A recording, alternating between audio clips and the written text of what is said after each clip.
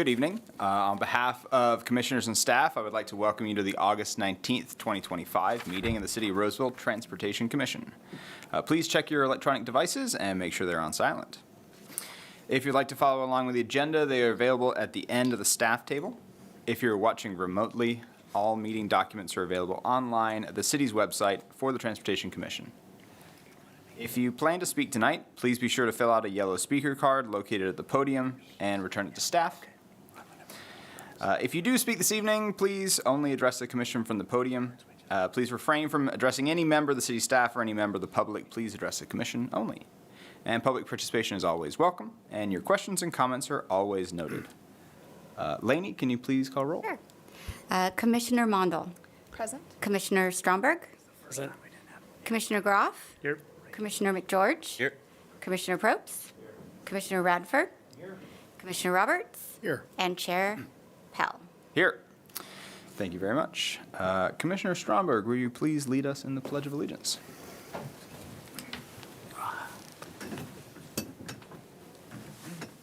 I pledge allegiance to the flag of the United States of America and to the republic for which it stands, one nation, under God, indivisible, with liberty and justice for all.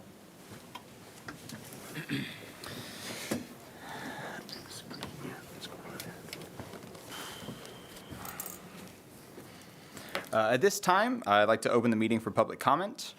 The public comment period is a time for any member of the public who would like to address the commission on any transportation-related item that is not on the agenda.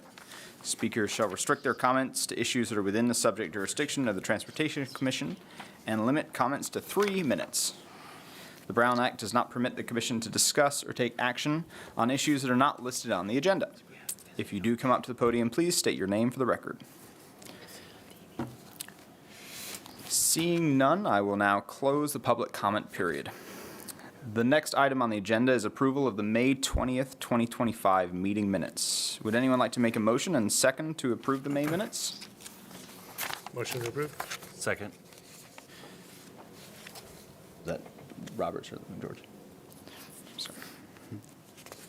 Commissioner Groff has made the motion and Commissioner McGeorge has seconded the motion. All those in favor? Aye. The motion is approved.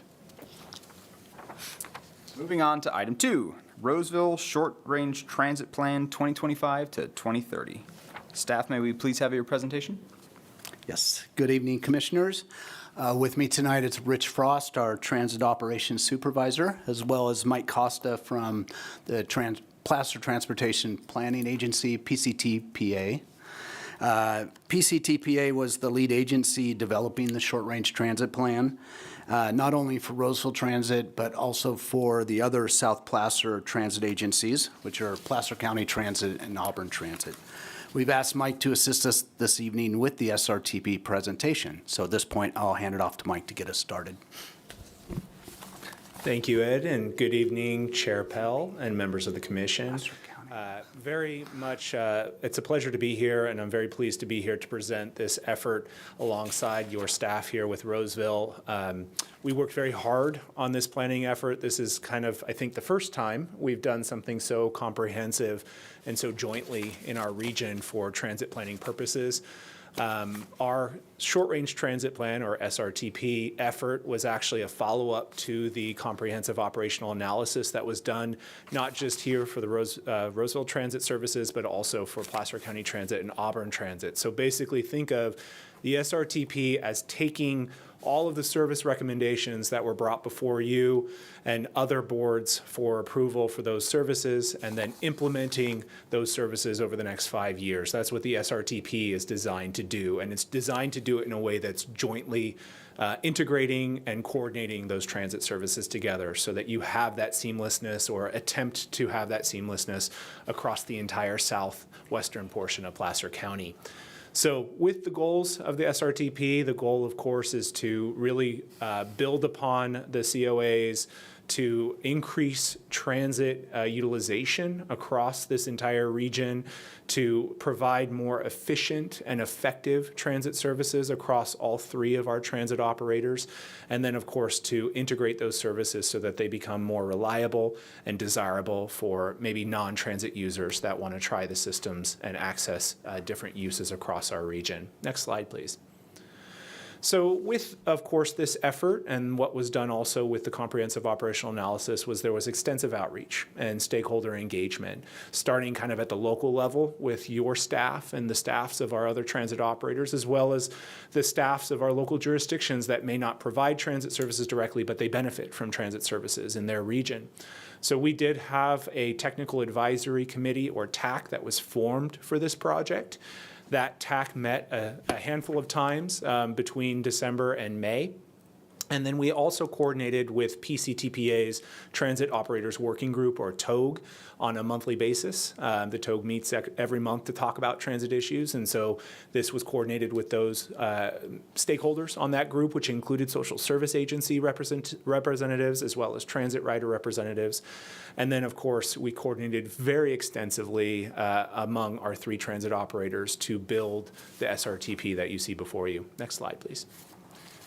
In terms of general public outreach, we did conduct a survey for the short-range transit plan. That survey, which was conducted from February to March, received around 280 responses, give or take. And then one of the things that was important with this survey was that it really did help inform the process by which we looked at things in the short-range transit plan relevant to fare consolidation, or even fare integration, scheduling and coordination, as well as service transfers and bus stop kind of information and amenities. So all of that kind of played into some of the recommendations that are presented in the short-range transit plan before you. And then, of course, we also worked with partners like the Latino Leadership Council here in Placer County to further promote the survey through their stakeholders, as well as we worked with all of our local jurisdictions and other social service agencies to promote on their social media platforms. So we really wanted to engage the public and get the public's input on this process and help inform the recommendations that are before you today. Next slide, please. Just a very, very high-level overview of some of the recommendations that are presented in the short-range transit plan for your consideration. One is to look at the current Joint Powers Authority agreement that is formed under the Western Placer Consolidated Transportation Services Agency, or we call it CTSA for short. That's an umbrella agency that PCTPA staffs and administers on behalf of the entire region.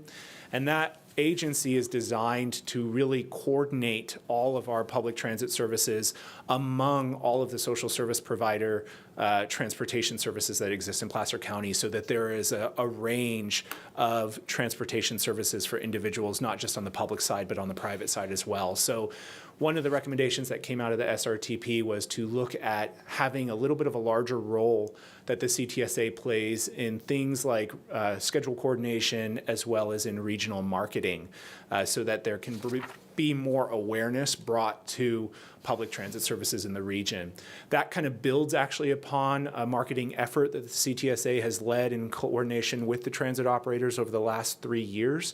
And so this, again, further builds upon, and it's recommended in the SRTP to continue that effort and grow kind of the regional awareness of public transit through potentially solutions like regional branding of transit services to bring that recognition for riders and non-riders.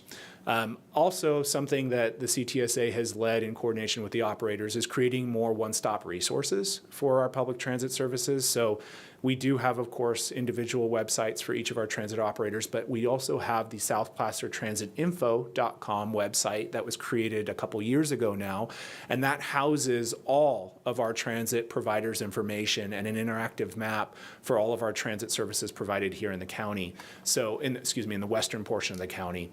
And so that is something that we want to continue to build upon and incorporate data resources and integrated trip planning resources and tools onto that website to further help people navigate our various transit services in an integrated way moving forward.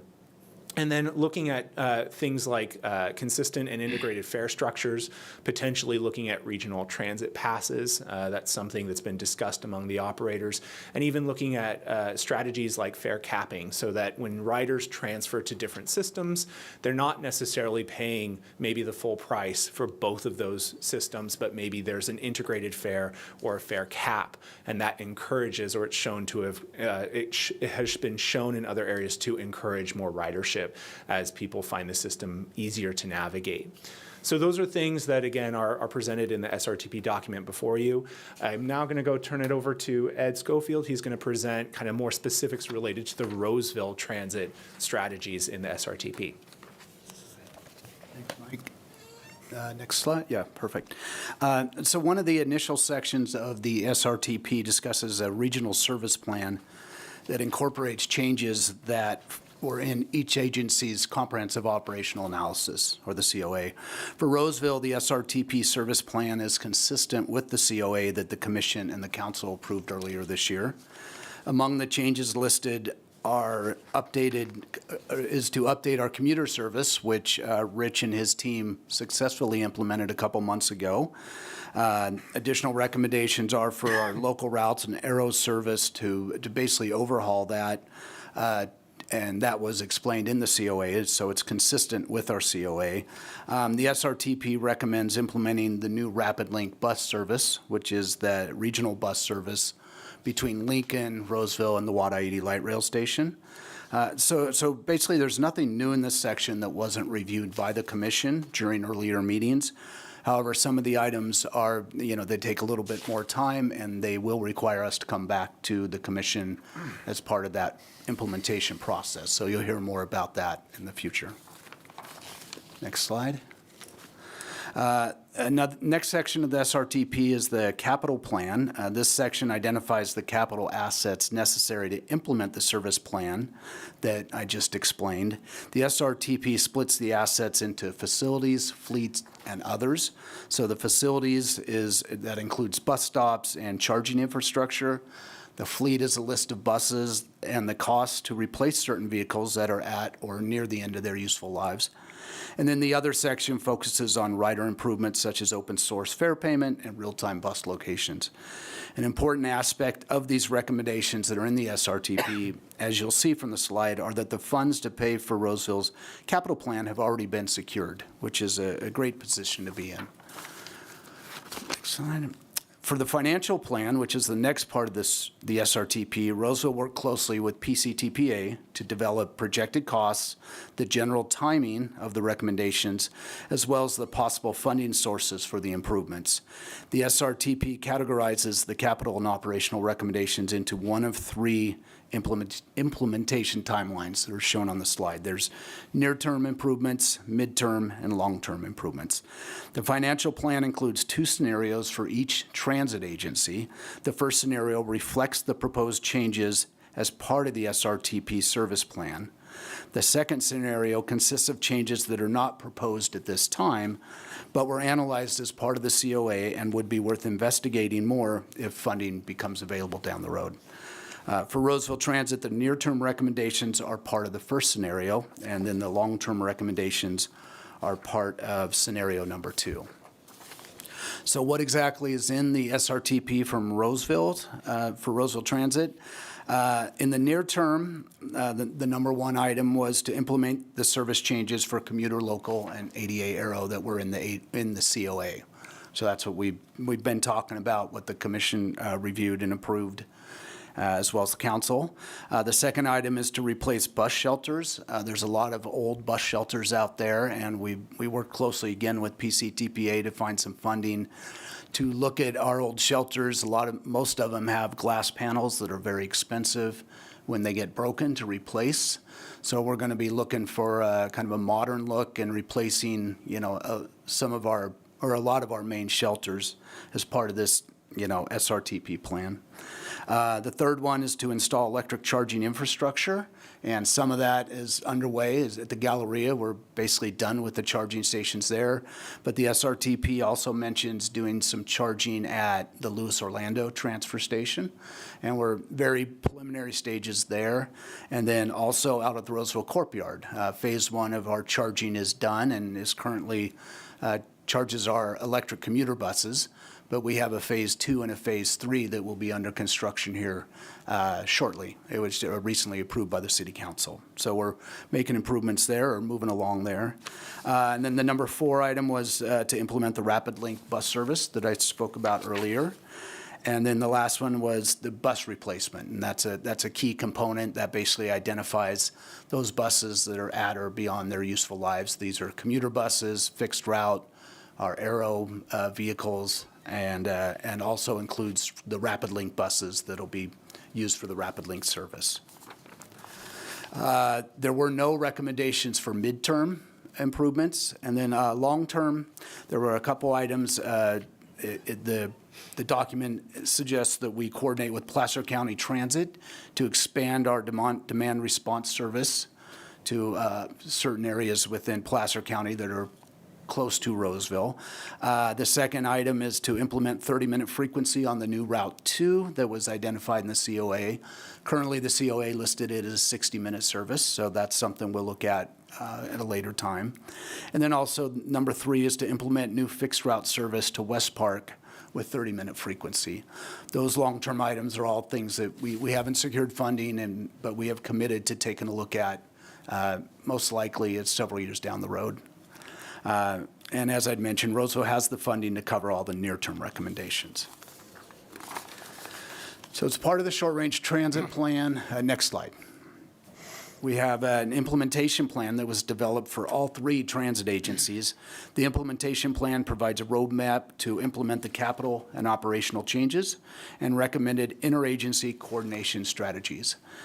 This slide provides a brief overview of that plan. As discussed earlier, the majority of Roseville's changes are near-term and should be implemented within the next 3 years. Next slide. As a subcomponent to the implementation plan is the establishment of performance metrics and standards. These metrics and standards will provide a clear set of goals and objectives, as well as performance measures and standards that will be used to help evaluate various aspects of our transit agency's service. For Roseville Transit, as many of you know, we provide the commission with an annual report that provides a report card of sorts on the service that we're providing.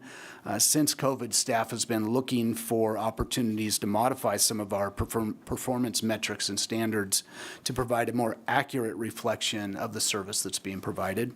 The SRTP provides some changes to the metrics and standards that we report each year. This slide provides an overview of how those metrics will be used for future reports. While the system performance measurements will look similar, how we measure success will be changed as we'll implement standard, low, and high values for each measurements. So that concludes my report. Mike, Rich, and I are here to answer any questions you have. Thank you very much, Ed. At this time, I'd like to open this item for public comment. Is there anyone from the public that would like to address the commission on this item? Seeing none, I will close the public comment period for this agenda item. Commissioners, do you have any questions or comments for staff? We'll start over here with Commissioner Stromberg. Yes, I have a few questions. I noticed that in the packet we received that there wasn't a lot of detail on the proportional ridership studies. Is that something that's going to happen in the future? Are we going to fund those studies to know how big of a proportion Roseville's ridership is going to be in a regional transportation plan? Thank you, Commissioner, for that question. I would say that, we PCTPA and our transit partners on the TOG consistently look at ridership, and we look at gathering that data from our operators on an ongoing basis, at least at a quarterly level. And so we will continue to gather that data. In terms of its proportional share, Again, we gather the collective modal data. We'll probably be also looking at route data, and I know that Roseville is bringing some new technologies online very shortly that will help with that, and our other operators as well. So we'll continue to look at that ongoing. Okay, great. Yeah, I can imagine that people in Roseville would have less maybe interest of going out to Auburn than maybe people in Auburn coming to Roseville. We have a lot to offer here, so just kind of curious as to what that would be. And then you guys mentioned the charging stations you've just installed at the Galleria. Curious to know what is the max kilowatt hours on those charging stations? Yeah, right now they're set at pushing out over 400 kilowatts, which is a pretty sizable amount. And where that really translates into, as far as the operation is concerned, is for every minute that it's charging, it adds 3 minutes or 3 miles onto the battery life. And so typically right now we're kind of scheduled to do about a 10-minute layover on the hour for the Rapid Link. So with that, we're going to be adding, if we do charge every hour, 30 miles per layover, so which will keep us going throughout the day. So for example, if we used a regular diesel bus, we would run out of gas probably about the 10th hour. If we used just a regular EV bus, which we have 5 commuter buses that don't have overhead charging capabilities, that's a little bit more of a challenge. So a plug-in DC 3 charger for that we have at the Courtyard, for example, that will provide for every minute you're plugged in about a mile and a half. So it's almost double that of your normal AC/DC charge unit. Okay, and then what is the range of our electric commuter buses when they're on a full charge? For the commuter buses, we could probably get about 210 miles right now. A lot of it is actually predicated on driver behavior and some other factors, which thankfully we don't have to tackle here as much as, like, for example, a lot of hilly country and or a lot of cold or hot weather. And of course, the hot weather we do to some degree, but the colder weather is really something that has a lot of negative effects on electric travel. And then the $18.7 million fleet replacement number that was listed, how many vehicles does this represent? Well, you want to answer that? Yeah, let's see, it'd be 7, 12, 24, 29 vehicles, Okay. including the Rapid Link buses, yeah. And then lastly, I just have a couple comments, not questions.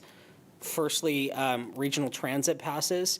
I get that there is a lot of work involved to hash out how payment would work for such a concept.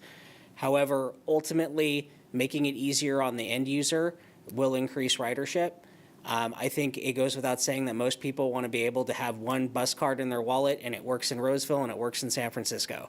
That would be ideal. But I'll let the experts hash that out.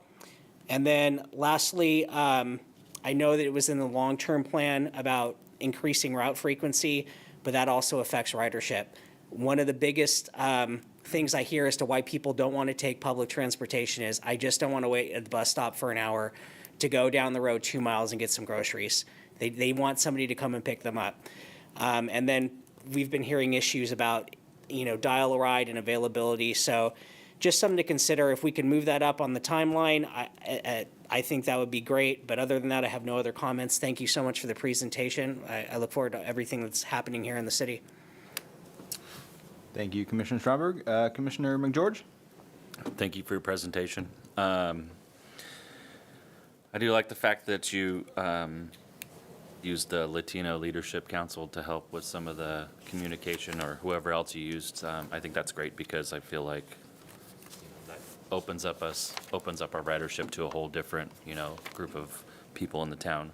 I saw that we're replacing shelters. I know it's come up before. Do we have any idea how many we're replacing, or is it kind of just start with the worst ones and continue on until the money runs out, or do you have I know a lot of them are in like that Sierra Gardens one is beat, like it is beat up. So do you have any ideas or? Yeah, we definitely have a strategy. In fact, I was talking with Ed a little bit more detail than that today. With the COA, one of the things that we're doing is we're identifying what bus stops that we are no longer going to be using, all right, due to the restructure of the routes, as well as identifying the locations that we're going to be placing new bus stops. And so that's going to be the first priority, is to make sure that the locations that actually need new bus stops are going to be getting those stops. And we've already identified through CalAct is a Toller, which is going to be the bus stop company we're going to use to do the replacements. Once we, through the SB 125 and some other dollars, we're going to build the new shelters at the new locations. Then we're going to start to do what I term as an ABC process. In other words, we're going to identify the shelters that need the most help and the most love, if you will. Some may need to be just totally replaced. Maybe some need to be just a little bit upgraded. But to Ed's earlier point, with the shelters we're looking at won't have glass. They won't necessarily have open benches. We've had some problems at some locations where some of our unhoused folks will kind of make it a little camp, right? And so we've had PD's been very helpful when, moving that situation out. Scenarios from time to time. And so first is going to be the new shelters, then it's going to be the upgrade of those that need the most help, if you will, and the most love. And then based on how much monies we have left after that, then we're going to attack some of the other ones. I know last time we were here, a couple of the electric buses were delayed. Have those all been implemented, or are they out yet? Or are we still waiting on some of them? Well, we have all 5 electric commuters. We have actually 3 are in service right now. The other 2 are going through what's called a PDI process, or a pre-delivery inspection. So we have a representative from Phoenix that's out kind of, because once they arrive, then we got to make sure we put the cameras on, the radios on, and there's a few other things that really need to make sure that everything's being done as far as the testing is concerned. The Rapid Link buses are the ones that are continuing to cause us lack of sleep at night. So that, they're supposed to be delivered a year ago, right? And so, and due to the fact that the company went bankrupt and there's some other challenges, but we have weekly calls. We had one this morning with them to get constant updates. So 3 of the buses are actually done and painted. So we're waiting for the final 2 buses to get engines in and get that updated. So we anticipate hopefully by the end of the year that we'll have all 5 Rapid Link buses in. At that point, then we're going to, of course, have to do all of our testing and whatnot. And so hopefully with Rapid Link being up and running by early next year at the latest. And then last thing, and then I'll move on. I see that in the long-term plans, there's West Roseville is looking to be added to, or the West Park area is what it specifically says. There's a giant college being built outside of Roseville. Is there any plans in the long term to have buses going by there or in that vicinity to help the kids in our area hopefully get to college if they want to use that direction or that path? Yeah, absolutely. Yeah, the whole West Plan area is one that is going to just continue to morph. We're going to continue to we've gotten some really good, solid feedback, and I think that we have an initial good plan in place, and I think that as they continue to grow out there, we're going to continue to expand service, fixed route service in particular, as well as aero service. Thank you. Thank you, Commissioner McGeorge. Commissioner Roberts? Evening. Thank you for the presentation. It's really good to hear all the things that are coming up for transit here in Roseville. Just a couple of things. I thought it was great that you highlighted that you guys are doing some sort of marketing strategy as like a regional kind of deal, bringing everybody together under kind of one marketing strategy, I guess, if you will. I think that's great. I think a lot of the problem with trying to get ridership in transit is just making sure people realize that it's an option out there that might be feasible to them. So that's awesome. I really thought that the website was kind of cool. And I don't know, does it already function the way that I could go on to the website and type in my route and it shows you everything? That's pretty cool. I didn't realize that. And then I just think that all those things kind of all incorporated are really cool, because I feel like ridership in general, if you want more people like me who drive a car to work every day to use regional, some sort of transit, it really comes down to like how easy is it? Is it like a one pay and then I can get wherever I need to go kind of thing, and timeliness of it. And obviously the COA, I think, is you guys are doing your best to address timeliness with the COA, and this kind of shows that we're working on the ease and the transport and getting the word out there. So I think that's all really cool. The only other thing I had, that kind of piggybacks on what Lewis said, is I noticed in the presentation that in the long-term plan, we mentioned a few communities that are actually outside of the city boundary. Placer One, Placer Vineyards. I think, Lewis, I don't know if you were referring to the Sac State campus in Placer One, but there's also another future college campus in the regional university area west of Santucci. I was just curious, how does all of that work when it's not in the city of Roseville? Is there like a fee assessed at building permit in these areas even though they're outside the city? Or is it like you're working with PCTPA, or just curious question? I guess. Just from a transit perspective, to expand our service outside of Roseville, we would have to work with Placer County Transit, negotiate an agreement with them, cost reimbursement agreement. Because in addition to those locations, we're also looking at Granite Bay, kind of extending out Douglas Boulevard. That's in the COA for something to look at.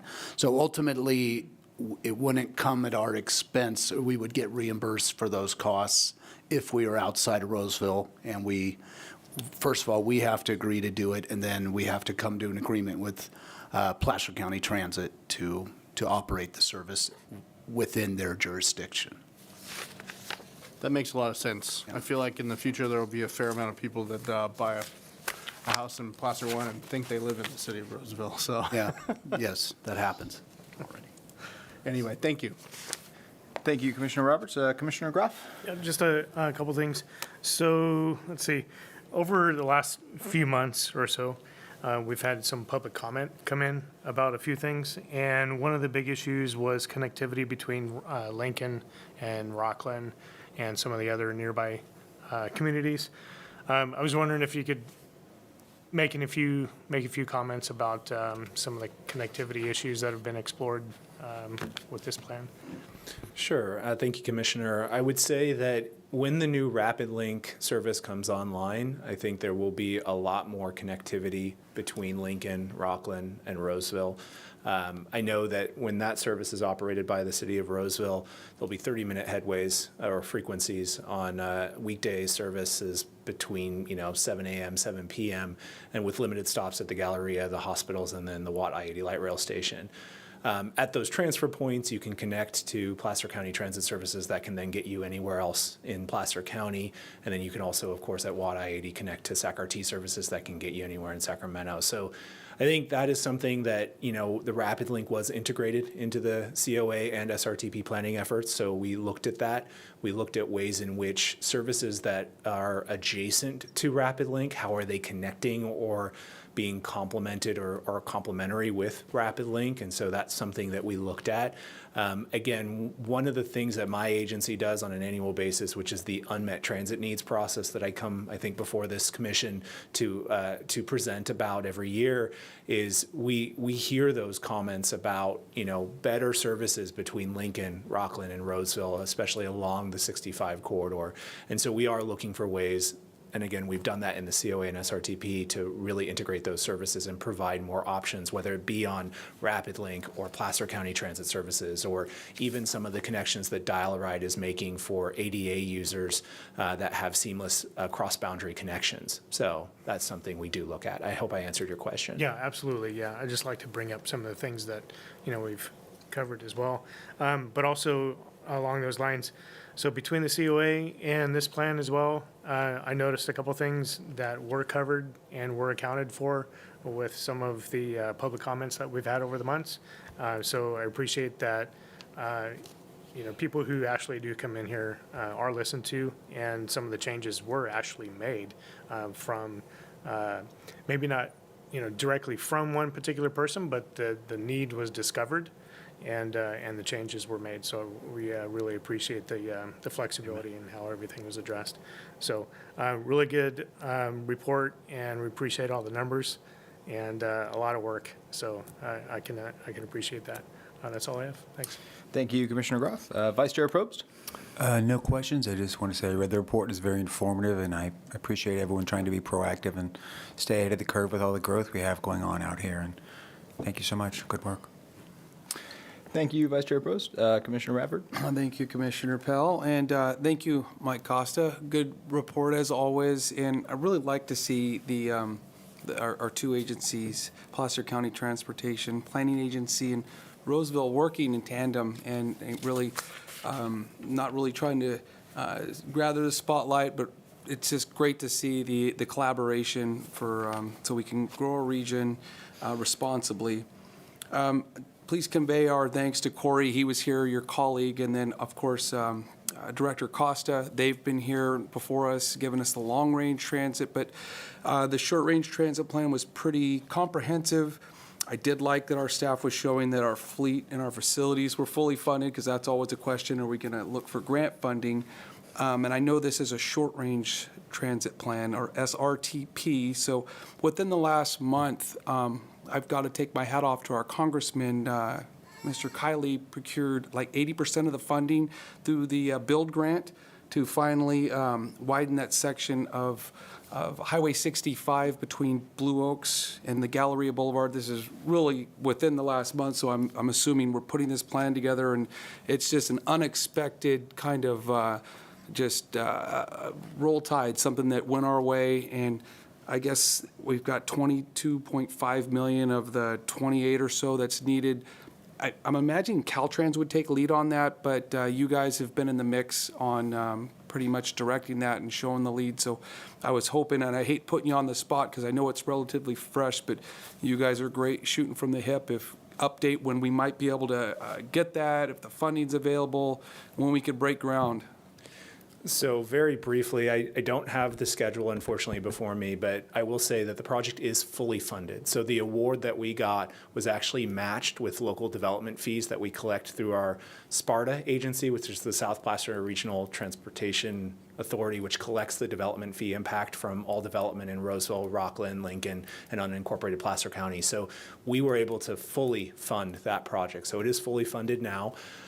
In terms of its planning and design, that is work that PCTPA is leading, and we are in the process of securing a consultant to finalize the design plans for that effort so that we could essentially have final design done by next year, and then construction would be administered by Caltrans because it is their property, it's their right-of-way. So that would probably, if all things go well, start sometime at the end of 2026 or early 2027.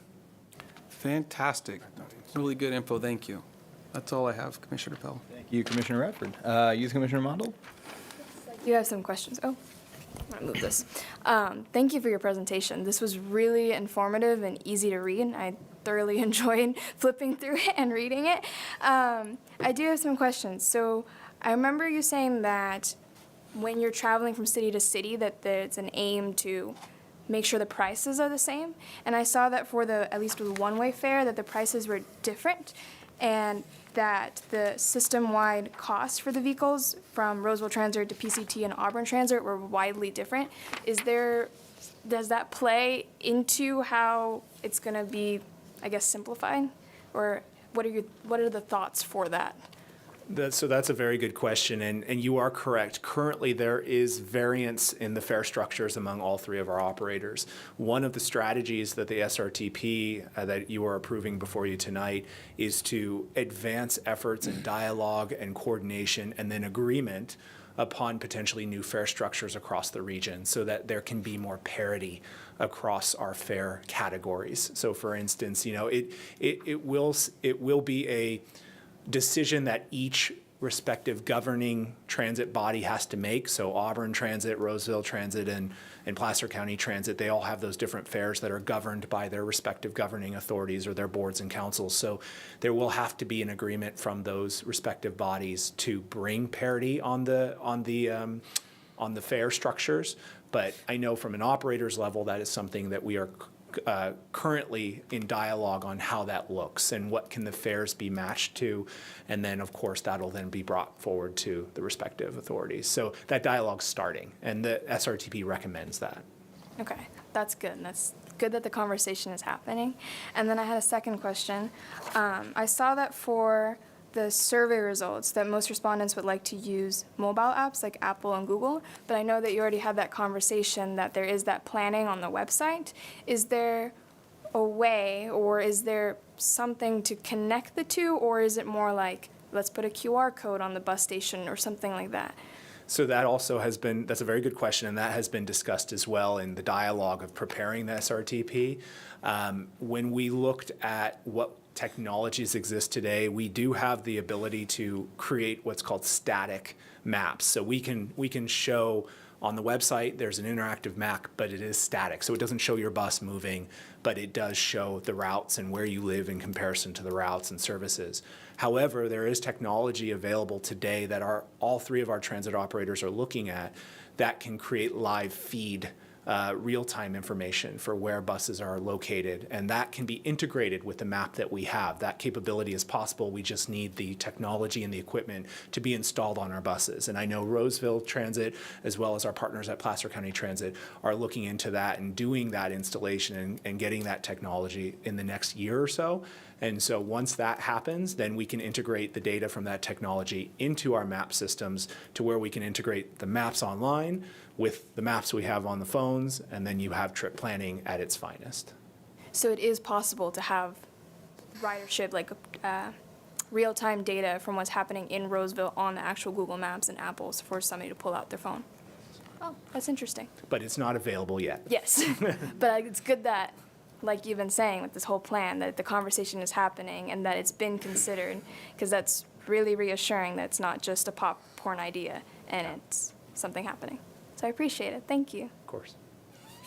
Thank you very much. Great questions. Yeah, I just want to thank you both for the presentation. I think it was very great. I have one question to start with. Is just like on the fare collection mechanisms. It looks like we're moving towards next gen fare collection, and this is Cal ITP, which is the integrated travel project that seems to have, that we are getting these, the Gen Fare fast fare boxes from, but it looks like that's not necessarily the case all across. Is that the case all across like PCTPA and Auburn Transit too, or are there already like hardware differences that are being driven by decisions in the past that might impact us into the future when we start talking about fare integration and stuff like that?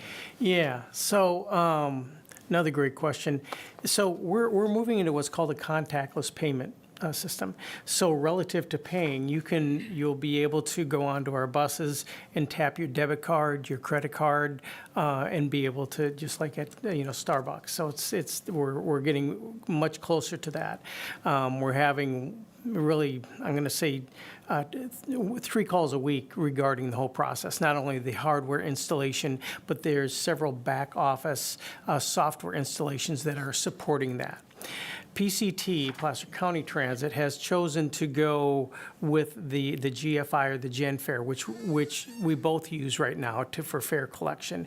They're using that as their contactless payment modem, whereas we're going with something called Cuba, and that's a regional project headed out by SAC-RT, where El Dorado, Yuba, there's a handful of other agencies that are within the region that are going with that functionality.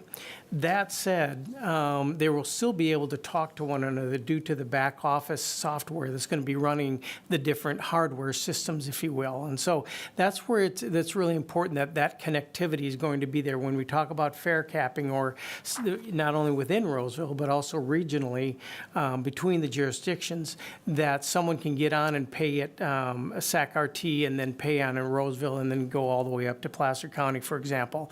And having a system in place, that's where the contactless payment piece comes into play. And so, I won't get in too much in the weeds because, Ed gets on that, don't talk too much detail. So I'll try not to get too far down in there. So, but at the end, it's some really cool technology, and we're really, really excited to have it come into fruition. And, we should probably see that come into play certainly by the end of this year. And so some really good stuff going on out there with that. Yeah, it's fantastic, Rich. I think, bringing Roseville Transit into the, parity with other systems around the area and, global standards is fantastic. I think I was really impressed to see all the discussion about seamless transit, between agencies in this planning area. I think we've talked about it a couple times over the last few years, but like some of the other commissioners said, someone just wants to get on a bus and go from point A to point B. They don't really care if they're using Auburn Transit or Roseville Transit. Like, a bus is a bus to most people. And moving towards that direction is fantastic. I saw a lot in here about marketing and marketing branding, kind of maybe creating like a holistic brand with sub-operators, which is great. I guess I have a couple questions on, or just, does that account for like, we talk about fare integration, but like schedule integration. Are we going to have seamless connections? I mean, we might have a seamless brand, but we have seamless connections between Rapid Link coming in, PCT and Roseville Transit leaving. You know, is that part of the plan here? It wasn't. I couldn't quite get into that. Schedule integration and service integration, especially at major transfer points. Even with the new Rapid Link coming online, we're talking about like the Lincoln Park and Ride lot as being a major transfer point, and then of course Roseville Galleria will continue to be a major transfer point, and then there might be some other locations throughout Roseville that could be other transfer points for PCT and Roseville services. So we are looking at that and schedule and having those schedules coordinated so that if a Roseville bus is coming, PCT's bus is waiting to that extent. No, that's fantastic. I think that, you know, I think I'm a little worried about the political will to get integrated fares across the area. This isn't something that's necessarily easy, and there's going to be hard decisions that probably have to be made. Like, if one fare is higher than the other, do both go up or does one come down? And how reimbursements might work for travel passes and stuff. But I think if we have like the user base in mind, if we're always thinking about like rider experience, if we can like navigate to that as a North Star, like you guys are most of the way there already. And it feels like getting over some of those hard conversations is really worth it to get, you know, a seamless experience for users from Roseville to Lincoln to Auburn and beyond. So I think great job, you know, really happy to see it. Anyone have any last comments or questions? No? Well, thank you very much. Can I get a motion and a second to accept the Roseville Transit Short Range Transit Plan and recommend to City Council to approve this item? All motion. Second? Commissioner Roberts has made the motion, and Commissioner Probst has seconded the motion. All those in favor? Aye. Aye. Opposed? The motion is approved. Thank you very much. Moving on to any other reports from staff or commission. Staff, can we start with you, please? Good evening, Chair Pell and members of the commission. My name is Jason Shaikowski, and I'm your Public Works Director. I just wanted to give you a heads up about some changes that are going to be coming to where we're holding our meetings. So the council chambers is going to be closed for about 6 months starting the end of October. I think the day after our October meeting is when it will close. So I believe starting in November through April, we're going to be meeting in Civic Center 1 and 2 is the current plan. So our commission meetings will be held in there. It'll be a little simpler situation, so we won't have this nice room. But when we come back, it's going to be fantastic. They're adding a new entry and foyer coming in off of the town square. We're getting new carpet, new seating, going to get some refreshing of this chambers, so it'll be worth it. It's just going to be a little uncomfortable maybe for a few months, but I just wanted to give you a heads up so you can plan for that. Thank you very much. Okay. I just have a quick announcement. This September commission meeting, we're going to be doing some site visits. So I know we've talked about it in the past, and it's been a few years since we've done that. So we'll still meet here, but soon after we'll go out to a bus and we're going to go visit a couple of the key transit sites as well as one of our future bike trail sites. So more information to come on that. We're going right down the line here. Well, good evening, commissioners. I am delighted to inform you that the Alternative Transportation Division of Public Works has recently received notification of 2 outstanding awards. First, the City of Roseville's Miners Ravine Trail has been officially designated as a National Recreation Trail by the U.S. Department of the Interior. The announcement was made on National Trails Day in June as part of a nationwide recognition of 5 new trails across the United States. As a National Recreation Trail, Miners Ravine Trail will now be part of a network of more than 1,300 federally recognized trails across all 50 states.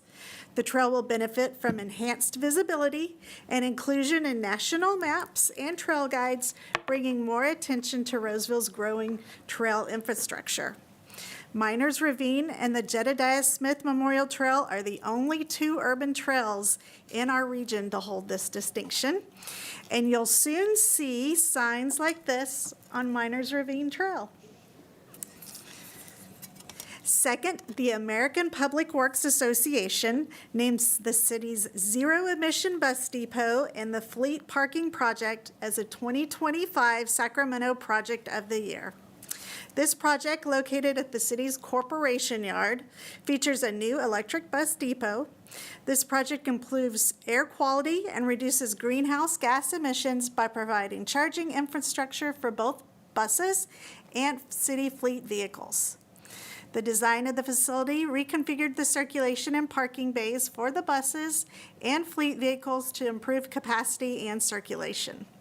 The project also features drainage improvements and accommodates future expansion of the electric bus fleet. And thank you for allowing me to share this good news with you tonight. Thank you very much. Congratulations are in order for the city. It's fantastic to hear. Just goes to show the great work that staff puts in every day to making Roseville a great place to live. Any commissioners have any transportation-related items they'd like to report on? No, I have one. I was biking down our new National Recreation Trail, Miners Ravine Trail, and I saw a survey for a bicycle-friendly community survey that says Roseville is currently a bronze bicycle-friendly community, and we're applying to be recognized again as one of the best bike cities in the nation. Help us by sharing your input and letting the League of American Bicyclists know what it's like cycling in Roseville. Whether you bike daily or periodically, please complete the brief survey by Sunday, October 5th, and I saw it on the front page of the City of Roseville website as well. So great stuff. It looks like it's posted out there on the trails. Just let the community know there's a survey about the bicycle-friendly community out there. So thank you very much for posting that. Seeing nothing else, may I have a motion to adjourn? So move. Commissioner Radford has made the motion and Commissioner Groff has seconded the motion. All those in favor? Aye. We are adjourned.